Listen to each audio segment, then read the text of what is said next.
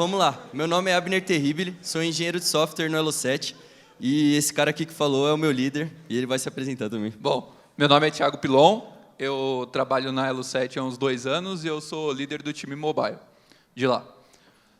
Antes de começar a falar um pouco sobre a nossa palestra, que é Dagger e MVP, então como usar os dois juntos, eu vou contar um pouquinho da Elo7, prometo que eu não vou fazer jabá, é só um contexto. A gente está contratando. Bom, lá na Elo, ela é o maior marketplace de artesanato do Brasil e a gente tem um time grande de engenharia e os times são divididos em casas do Game of Thrones. Então, o nosso time mobile é o time Stark. Basicamente, a gente cuida de 4 aplicativos, 2 para cada plataforma, e é assim que a gente vai começar a nossa história. Então, a gente tem um app para o comprador fazer as compras, ver como está o status do pedido, pesquisar produtos e tudo mais. E essa história é de como a gente começou a construir o app do vendedor, para ele gerenciar as vendas, ver os pedidos, a fase do pedido e tudo mais. Então, qual é a melhor forma de começar a desenvolver o app do seller? A gente, lá na Elo7, a gente gosta de falar que a gente só faz as coisas, só muda as coisas porque elas têm que ter uma boa razão. A gente não vai colocar uma tecnologia porque a gente acha que essa tecnologia é boa. Ela vai resolver algum problema. A Elo7 é uma empresa em que a tecnologia é o meio para o produto e não a tecnologia é o fim. Então, a gente tinha o app do... Vou mudar aqui o slide. Então, a gente tinha uma arquitetura atual do app do comprador, em que a nossa principal métrica de que o app estava indo bem, não a única, mas uma que a gente olhava bastante, era o Crash Free Users, do Fabric. Então, 99,4% significa que 0,6% dos usuários daquele dia experimentaram algum crash no app. Então, o que a gente busca, óbvio, é o 100%, mas cada 0,1 ali é bem difícil e exige bastante trabalho da nossa parte.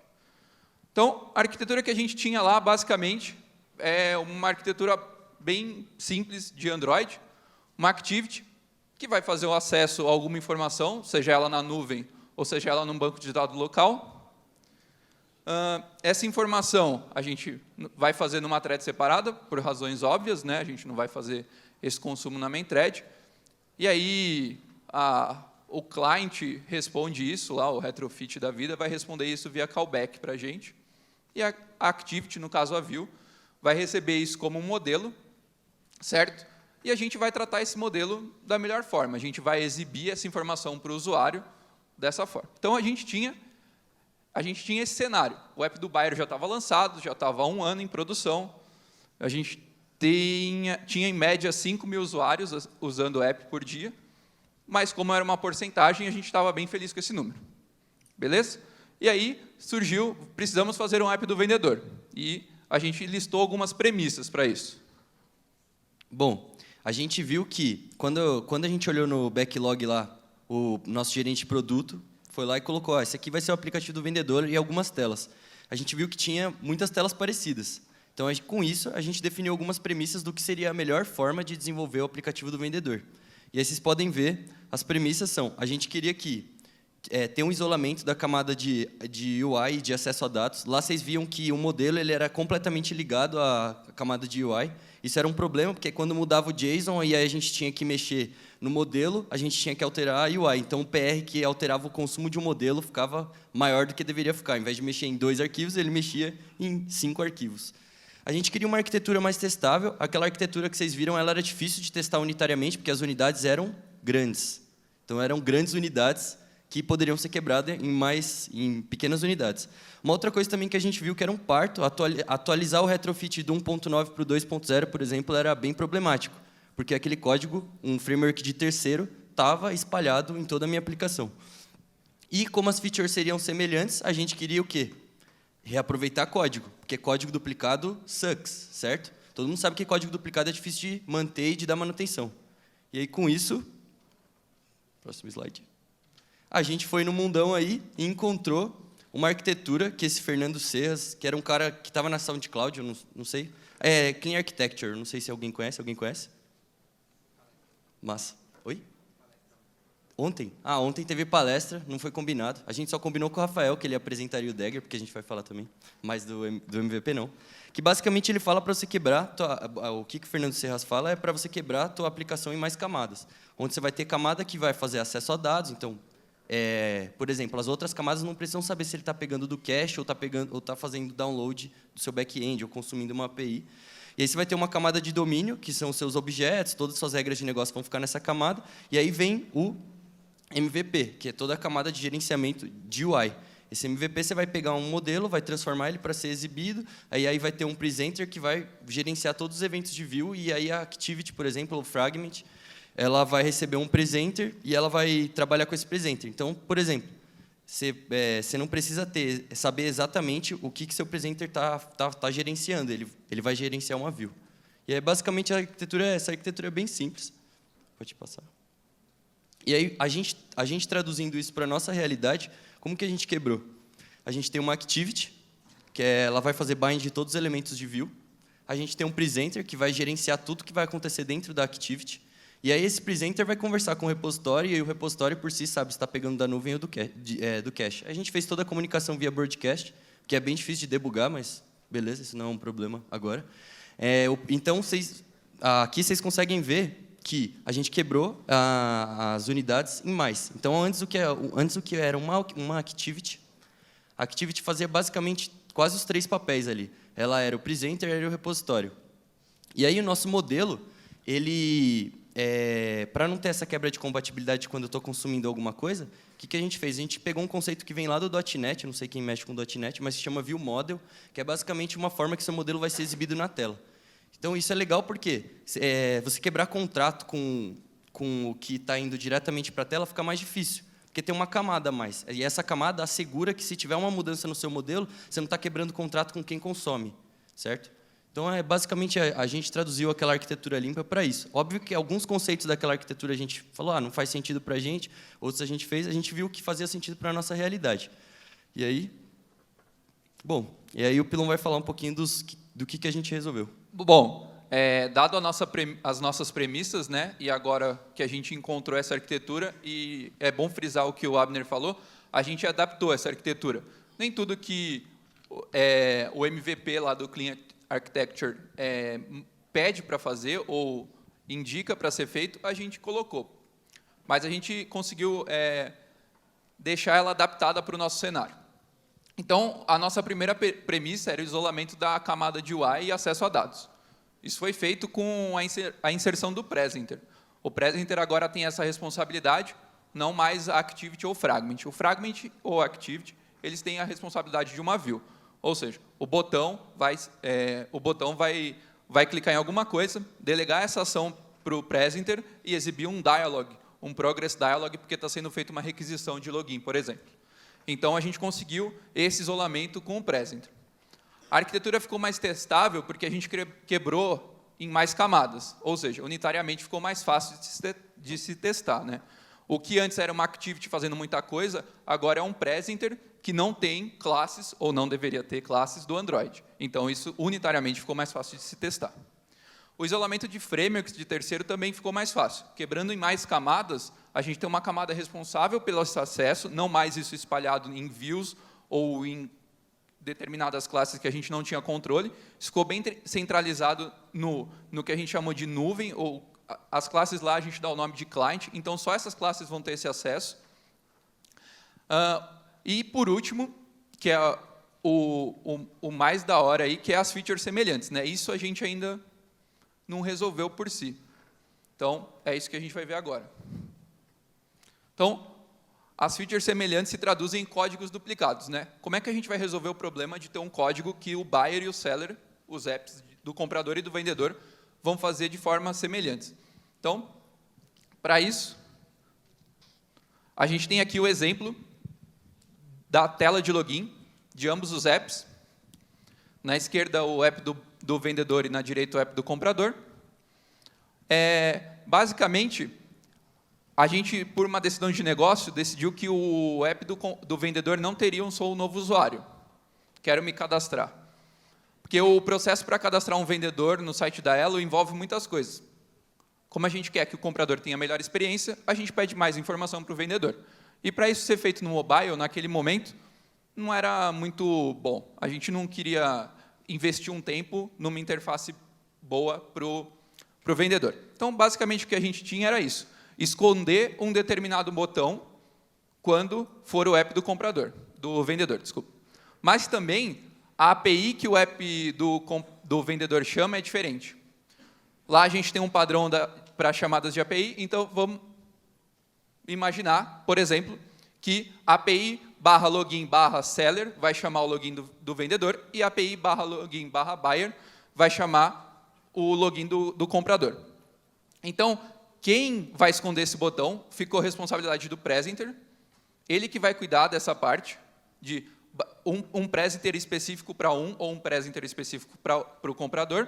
Então, ele ficou responsável e a gente vai ter um repositório também responsável para cada app. Então, a gente também tem um código aí que vai se duplicar. E aí, se você não quer duplicar código, uma das opções, a primeira opção, pelo menos que eu penso, é um if. Clássico. Ifão clássico ali, if app do seller, faça isso, se não, faça o que o buyer quer que seja feito. Beleza, né? A gente coloca um if para esconder botão, a gente coloca um if para acessar uma URL diferente, mas, cara, a gente tem mais telas do que só a login, que são compartilhadas pelos apps. E aí a gente se deparou com outro problema. Como ele falou, imagina que a longo prazo, a curto prazo a gente tinha duas possibilidades: duplicar todo o código ou espalhar if por todo canto, né? Criar dois aplicativos com código duplicado e toda vez que eu fosse precisar alterar alguma coisa, eu ia ter que alterar em dois lugares, ou deixar tudo junto e fazer uns ifs, um maroto lá, e que resolveria esse problema. Mas não, a gente combinou com o Rafael, e aí a gente usou o Dagger 2 para resolver esse problema. Como? Pode passar. O Dagger ele funciona com o conceito de caixinhas de ferramenta, pelo menos foi uma abstração que eu achei simples para explicar, que a caixinha de ferramenta ela tem as ferramentas dentro, certo? E daí, quando fosse o aplicativo do vendedor consumindo uma determinada tela, por exemplo, a Login Activity, lá dentro ele teria componentes que são respectivos do vendedor e o comprador teria componentes respectivos do comprador. Isso daí é aquele lance que o Rafael falou, que a gente consome interfaces e não classes concretas. Daí, pode passar. Bom, então, traduzindo isso para o nosso aplicativo, a Login Activity, ou a View, no caso, que poderia ser um fragment também, ela ficou única para os dois.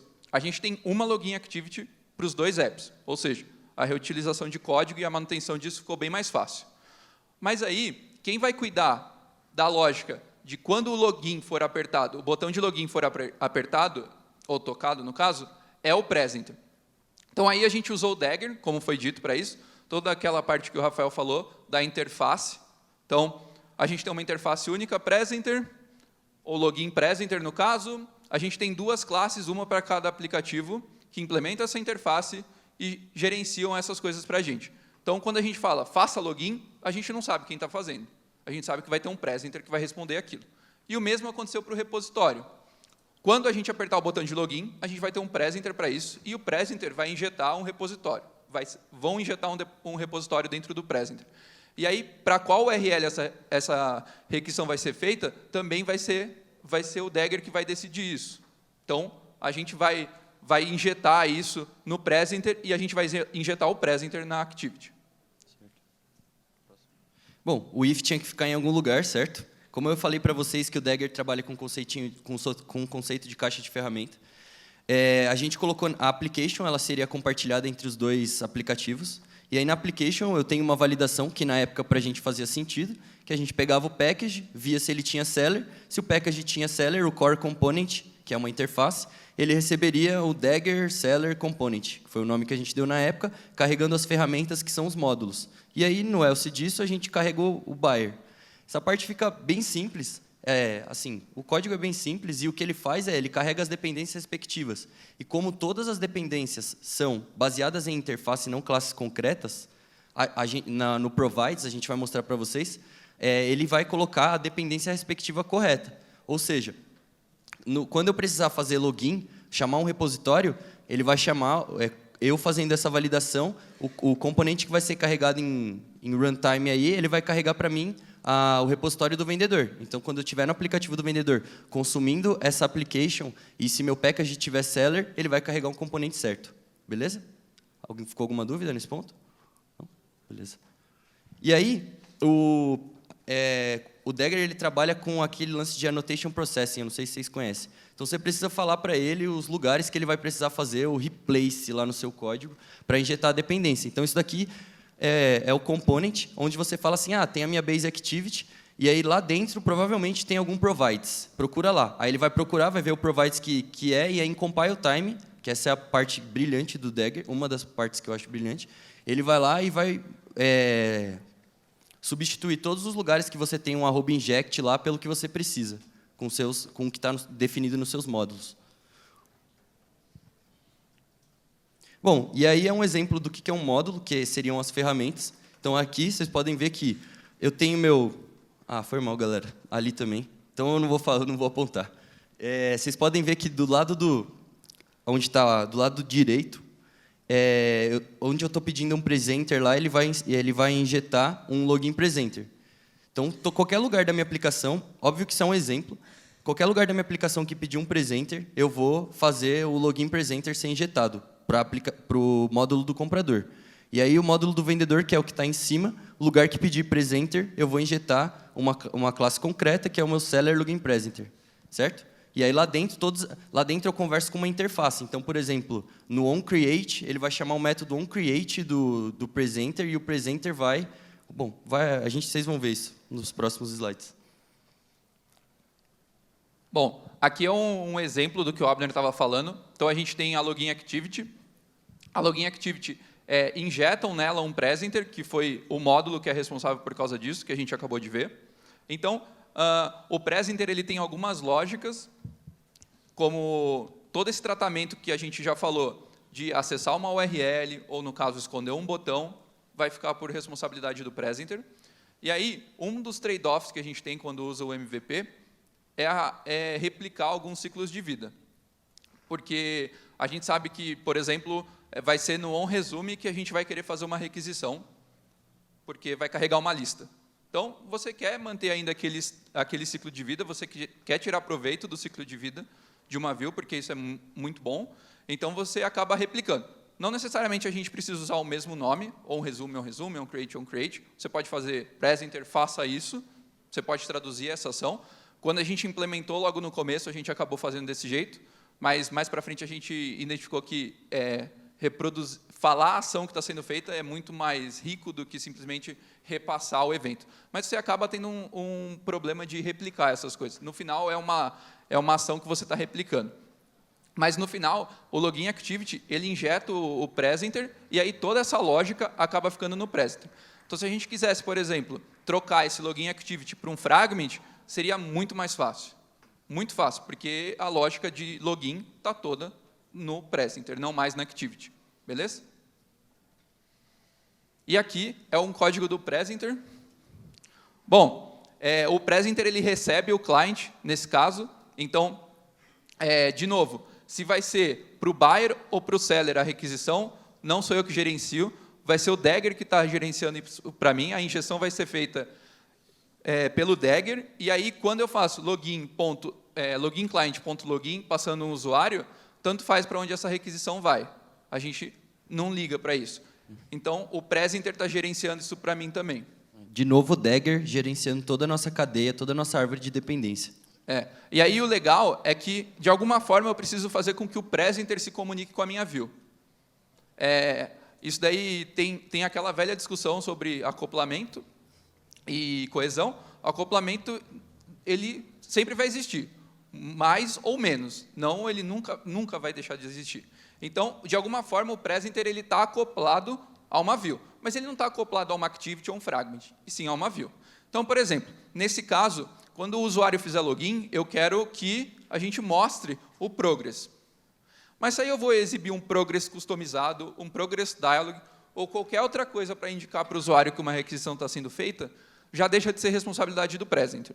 O presenter não quer saber disso. Ele só quer notificar alguém, delegar para alguém essa responsabilidade.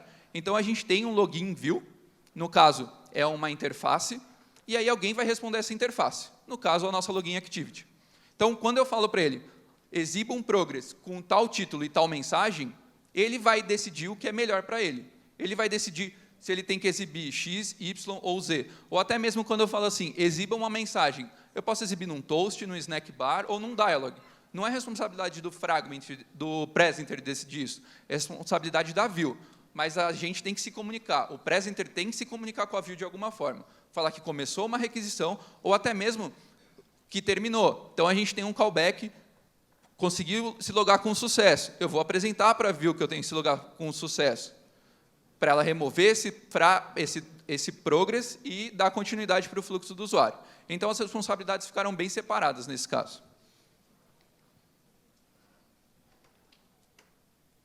Bom, com isso, essa foi uma das formas que a gente resolveu de como criar 2 aplicativos e reaproveitar código, que o problema, a curto prazo, isso é mais difícil, mas a longo prazo fica bem mais fácil de dar manutenção. Eu não sei aqui, quem já mexeu com código duplicado sabe que às vezes você muda em um lugar e o bug continua em produção em outro. Então, tipo, a conclusão é que a gente tem 2 aplicativos que reaproveitam telas e código, certo? Então, aí vocês conseguem ver mais ou menos como que a cadeia de dependência funciona. Então, a activity lá de login, ela espera um presenter. Então, quando for do seller, logo as dependências do seller vão ser injetadas. Quando for do buyer, as dependências do buyer vão ser injetadas. E uma coisa bem legal, usando o view model, a gente também brinca injetando o view model. Porque imagina que para o seller, por exemplo, ele precisa logar com o e-mail. E o comprador, ele loga com o usuário, por exemplo. Então, o view model ele fica responsável por isso. A gente também consegue injetar como o modelo vai ser exibido de acordo com cada aplicativo. É basicamente isso, e por isso que a gente, nessa nossa filosofia, a gente acabou concluindo, de novo, que código duplicado não vale a pena. É bom lembrar também que o maior tempo gasto, pelo menos lá na Elo e qualquer lugar que eu já trabalhei, é em manutenção de código. A gente cria, tem aquele campo verde lá, o Greenfield, o app novinho, mas, cara, isso daí vai durar uns meses, 3, 4 meses, dependendo, óbvio, do tamanho do app, mas isso não vai durar muito tempo. Na maioria das vezes, você vai falar assim, cara, por que eu fiz isso naquela época, certo? Então, você vai gastar bastante tempo com manutenção e adicionar novas features também. Você vai, às vezes, pegar um código que já existe, porque você não vai querer refazer. Então, manutenção a gente gasta muito tempo, e desse jeito, a gente conseguiu fazer com que features de um lado e de outro fossem replicadas bem rápido. Lembrando que, de novo, testar unitariamente esses caras também ficou muito mais simples. Então, a gente consegue ter uma cobertura de teste bem mais aceitável, a gente consegue escrever testes de integração decentes, a gente consegue escrever testes de aceitação decentes. Aí, próximo. Então, Next steps. E agora, né? Quais são os próximos passos? Bom, a gente tem classes que ficaram replicadas nos apps, né? Então, no próximo slide, o que a gente fez foi criar uma lib que a gente chamou de core, e essa lib ela é responsável por ter as coisas que são comuns para os dois. Então, por exemplo, a login activity é uma coisa que os dois usam. Então, ela vai estar nesse core. Ela não vai ficar replicada. De nada adianta a gente reutilizar o código se a gente deixa eles em 2 lugares, né? Então, a gente criou uma lib que tem esse código em um lugar só. O presenter lá, login presenter, a interface que a gente criou, ela também só faz sentido existir em um lugar só. O buyer login presenter ou o seller login presenter, esses sim são específicos dos aplicativos. Então, esses sim vão ficar ou no app do buyer ou no app do seller, respectivamente. Então, o que a gente fez foi criar uma lib que vai ajudar a gente a manter esse código. E aí, cara, é muito legal a primeira vez que a gente fez isso, porque a gente modificava o código em um lugar e os 2 apps estavam já prontos para um release.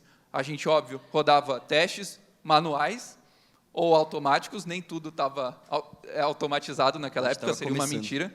Nem hoje está, mas a gente está caminhando para isso.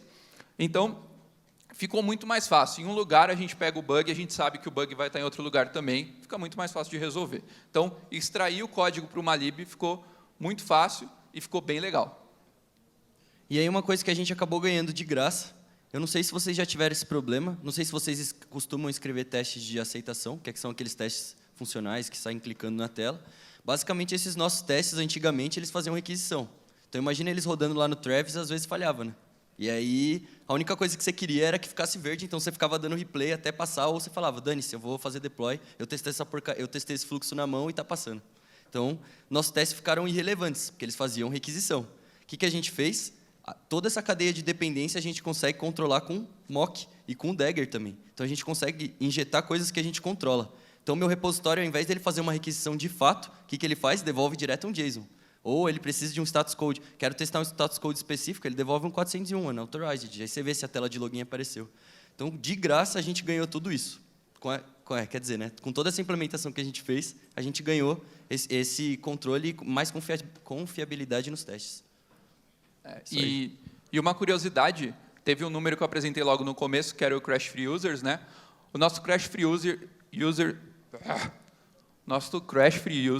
hoje, do aplicativo do Bayer, no caso, é 99,7. Então, a gente conseguiu melhorar bastante. Sim. A gente tem erros que agora são bem difíceis de corrigir, ou que a gente julga difíceis de corrigir. Geralmente, dá problema naquelas classes do Android que aparecem X, Y, alguma coisa, e a gente não sabe por que aconteceu, e aí, para reproduzir também é um parto.